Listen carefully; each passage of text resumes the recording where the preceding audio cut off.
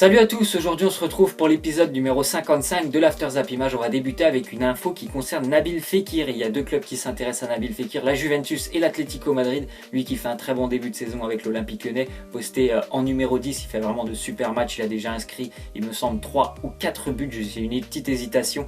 Il a aussi pas mal délivré 2 passes décisives, il a marqué un but magnifique, on se rappelle, contre Bordeaux du milieu de terrain. Donc voilà, très bon début de saison pour lui, il est quand même capitaine avec l'Olympique Lyonnais, donc c'est franchement un joueur super important de l'effectif. Régulièrement appelé en équipe de France, même s'il fait que des bouts de match. Donc voilà, ça pourrait être vraiment une très belle recrue pour l'un de ces deux clubs. Je pense que pour lui, le choix le plus intéressant, c'est la Juventus Turin, où il y a un jeu beaucoup plus technique qu'à l'Atlético de Madrid. Mais quand je vois le 11 titulaire de la Juve, je me dis que ça peut être compliqué de s'imposer pour lui. Alors que du côté de l'Atlético Madrid, qui ne joue réellement, il n'y a pas vraiment de numéro 10 du côté de l'Atlético Madrid. Ça pourrait être vraiment pas mal pour lui. Maintenant, du côté de l'Atlético, il faut aussi accepter et aimer de jouer sans le ballon, parce que l'entraîneur demande beaucoup d'efforts défensifs et beaucoup de courses, donc je ne sais pas si Nabil Fekir acceptera tout ça et ce style de jeu, parce que c'est quand même radicalement opposé au style de l'Olympique Lyonnais. En plus de ça, il y a la Coupe du Monde à la fin de l'année, c'est prendre un risque de quitter l'Olympique Lyonnais à 6 mois de la Coupe du Monde, lui qui est pour le moment dans la liste de Didier Deschamps, donc on verra tout ça au mois de janvier. On continue avec les sélections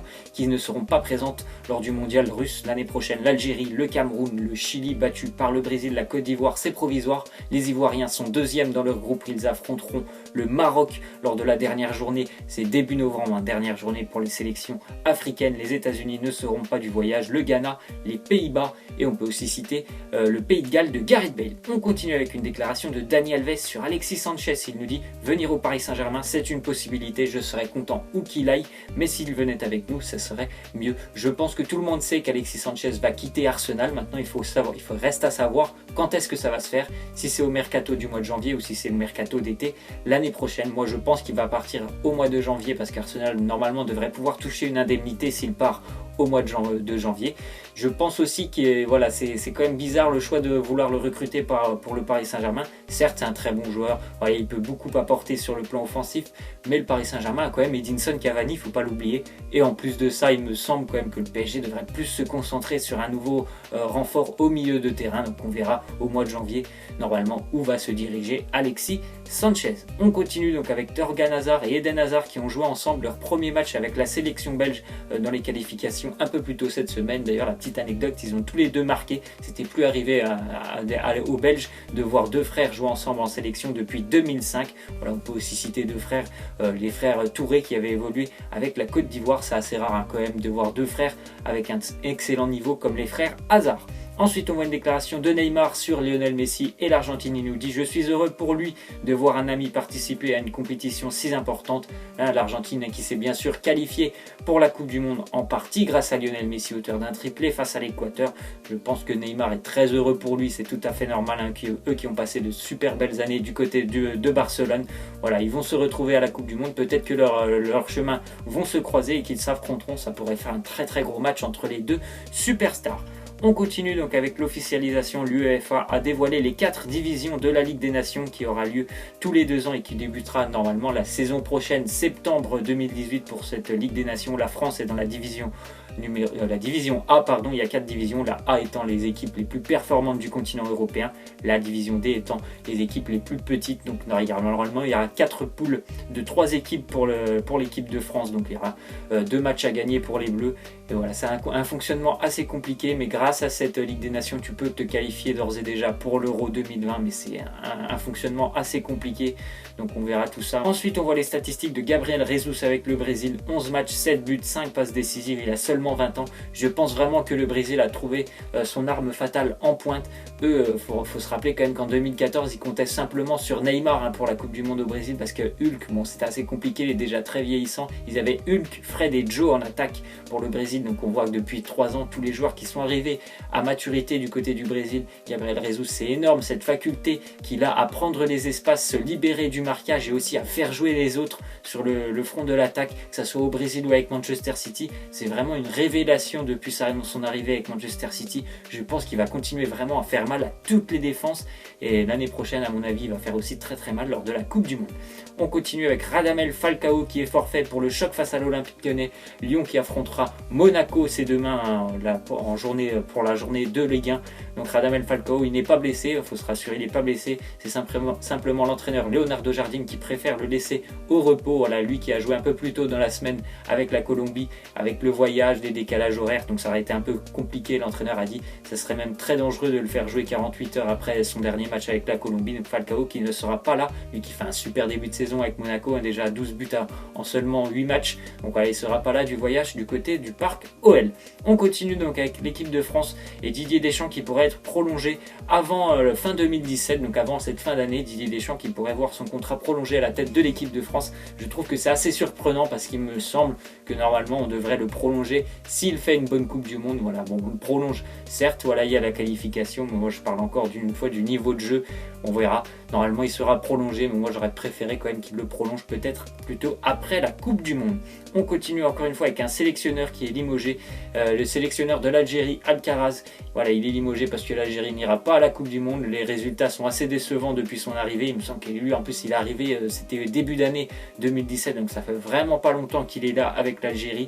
Et voilà, il doit déjà quitter son poste. En même temps, c'est une sélection qui demande beaucoup de résultats. Voilà, les Algériens ont été très déçus, ne participeront pas à la Coupe du Monde. Il faut qu'ils trouvent un entraîneur et une certaine stabilité des Algériens parce que ça change beaucoup quand même depuis quelques années au poste de sélectionneur. On continue avec Manchester City qui serait prêt à transmettre une offre à Monaco à hauteur de 70 millions pour recruter Fabinho, le milieu défensif de l'AS Monaco qui fait un début de saison, on va dire, un petit peu en demi-teinte avec l'ASM. C'est un peu plus compliqué pour Monaco depuis quelques semaines avec des matchs nuls et cette défaite contre Porto en Ligue des Champions. Donc on verra, il pourrait peut-être rejoindre Manchester City qui compte, on va dire, sur un seul milieu défensif, c'est Fernandinho. Donc je pense que ce serait vraiment un super renfort pour Manchester City. En plus de ça, il me semble quand même que lui, il mérite franchement de partir de l'AS Monaco. Ça fait déjà des années qu'il est là. On lui dit tous les ans, tous les mercatos, tu pourras partir. Il n'a jamais eu cette chance, donc je pense que Monaco pourrait le laisser partir dans très peu de temps. On continue avec les statistiques de Lionel Messi quand même avec l'Argentine, malgré le fait qu'il soit souvent critiqué avec son pays. C'est quand même 122 sélections et 61 buts pour Lionel Messi. Donc c'est un but tous les 2 matchs. C'est quand même un ratio assez intéressant, il me semble, pour Lionel Messi. Même si l'Argentine a vraiment eu beaucoup de mal lors de ses qualifications, ils ont répondu présent lors du moment fatidique. Voilà, cette dernière journée, c'était important pour eux de gagner. Lionel Messi avait pris les choses à son compte. Voilà, il a qualifié, on va dire, son pays vraiment tout seul. Et les statistiques quand même parlent pour lui. C'est quand même assez surprenant de l'entendre aussi souvent critiqué par tout le peuple argentin. Mais il me semble qu'il s'est vraiment mis le public argentin dans la poche cette semaine en réalisant ce triplé et en envoyant son pays à la Coupe du Monde. On continue donc avec Adriano, l'ancienne star du Brésil, qui nous dit qu'il se prépare pour un nouveau challenge. Il est de retour à l'entraînement et en janvier normalement, il est pour le moment sans club, mais il aimerait bien essayer de reprendre un petit peu, lui qui avait arrêté sa carrière depuis, il me semble, 5 ou 6 mois. Voilà, il est parti du côté d'une division 4 aux États-Unis, c'était un peu compliqué pour lui. Il a quand même 35 ans. Voilà, il va essayer de tenter un nouveau challenge, donc on verra comment ça va se passer pour les prochaines années pour lui. Ensuite, on voit une déclaration de Malcolm, le Brésilien de Bordeaux. Il nous dit: oui, si Bordeaux se qualifie en Ligue des Champions, je pourrais rester au Girondins. Je pense qu'il va quand même rester l'année prochaine. C'est encore un joueur assez jeune. Il a encore une marge de progression assez énorme.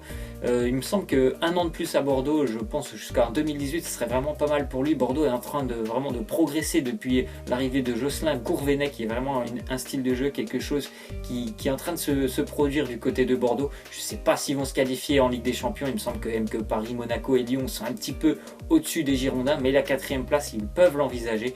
On verra, Malcolm, lui, et il peut aussi rejoindre le Borussia Dortmund qui s'intéresse vraiment de près à son profil. On continue avec l'équipe de France qui affrontera l'Allemagne le 14 novembre prochain en amical à Cologne. Voilà, les Français qui pourront se jauger face à un cadre européen tel que l'Allemagne. Ça sera un match super important pour voir la composition de Didier Deschamps et quel est le niveau, on va dire, de l'équipe de France face à vraiment une très très grande nation du football mondial. Ensuite, on voit que le partenariat entre l'AC Milan et Adidas, il va se terminer après 20 ans de partenariat entre les deux. Adidas lâche le club milanais, donc on verra aussi quel sponsor va reprendre le club milanais, peut-être Nike ou encore d'autres sponsors. Ensuite, on voit que Javier Mascherano devrait prendre sa retraite internationale avec l'Argentine après la Coupe du Monde en Russie. Il nous dit après, ça sera la fin claire et nette. Donc lui qui a quand même passé plus de, il me semble, 140 sélections avec l'Argentine, auteur de 3 buts.